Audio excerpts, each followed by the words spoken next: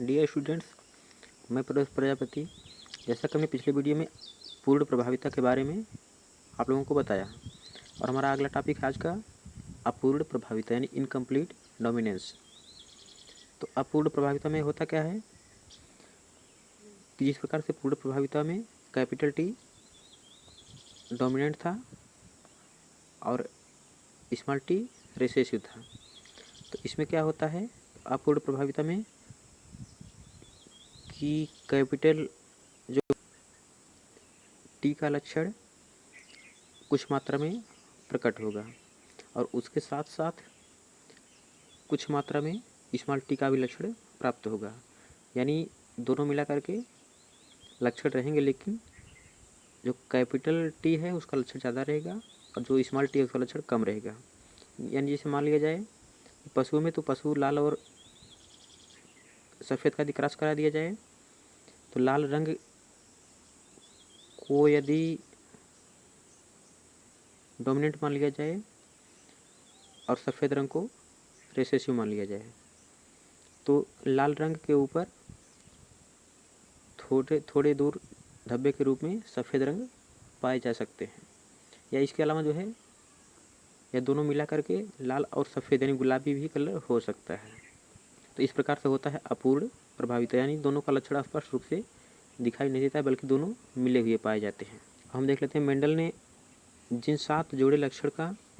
अध्ययन किया उसमें सदैव उन्होंने देखा कि जब दो विकल्पी लक्षणों वाले पौधों में संकरण कराया तो जोड़े का केवल एक ही लक्षण F1 में उत्पन्न हुआ, अर्थात सदैव पूर्ण प्रभाविता ही पाई गई। लेकिन मेंडल के बाद कार्यकर्ताओं ने जब संकरण किया तो उन्होंने देखा कि कुछ संकरणों में प्रभाविता नहीं थी, अर्थात F1 किसी एक पौधे के समान नहीं था बल्कि उसके लक्षण दोनों पैतृक पौधों के बीच मिले जुले पाए गए थे। यानी यहाँ फिगर में देख लेते हैं कि जब रेड कलर के फ्लावर को वाइट कलर के फ्लावर वाले पौधों से क्रॉस कराया गया तो यहाँ लाल रंग और सफ़ेद रंग दोनों मिला करके गुलाबी रंग उत्पन्न हुआ है, और पुनः जब उनका सल्फिंग कराया गया या F2 में उसी का लक्षण जो है मेल और फीमेल से जब क्रॉस कराया गया तो कैपिटल आर यानी रेड और कैपिटल आर स्मॉल आर यानी पिंक, यानी दोनों के लक्षण साथ साथ मिले हुए हैं।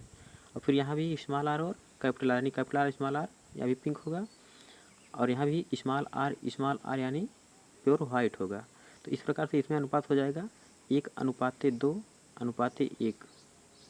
जो कि अपूर्ण प्रभाविता के नियम में आता है।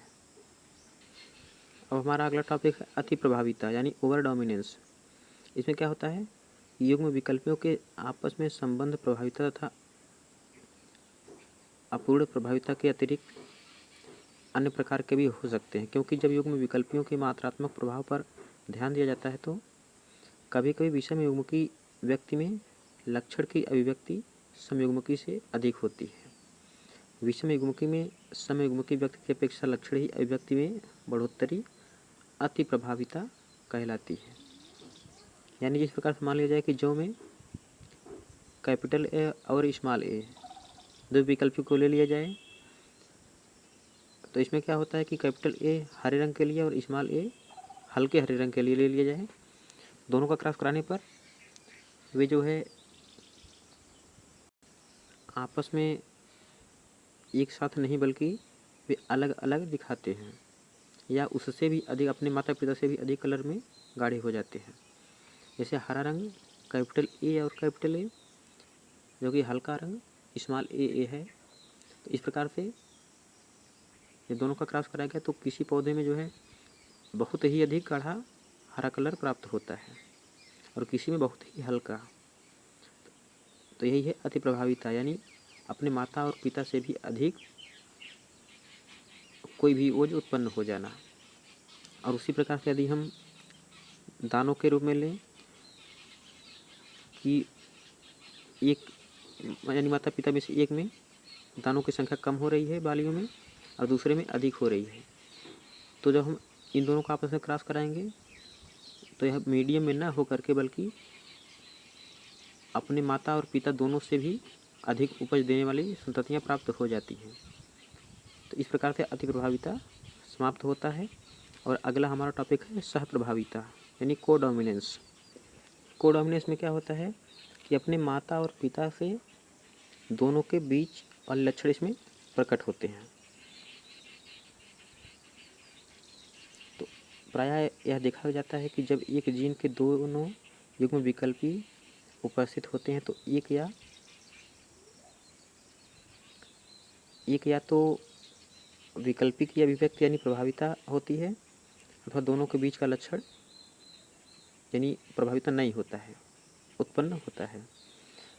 और कभी कभी एक ही साथ दोनों विकल्पों की अभिव्यक्ति